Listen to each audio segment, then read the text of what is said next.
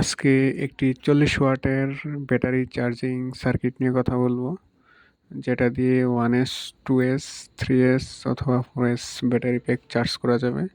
আর এটার maximum output current 3 ampere. সার্কিটের top view এরকম, আর বটম থেকে দেখতে এরকম।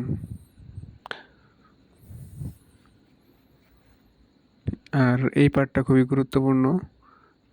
ব্যাটারি যত এস হবে এই সার্কিটে ঠিক সেটাই সোল্ডারিং করে দিতে হবে। ব্যাটারি প্যাক 3S হলে এই 3S যে পয়েন্টটা আছে এটা সোল্ডারিং করতে হবে। আর ইনপুট ভোল্টেজ ডিসি 5 থেকে 26 ভোল্ট, আর আউটপুট 4 ধরনের আউটপুট পাওয়া যাবে এখান থেকে।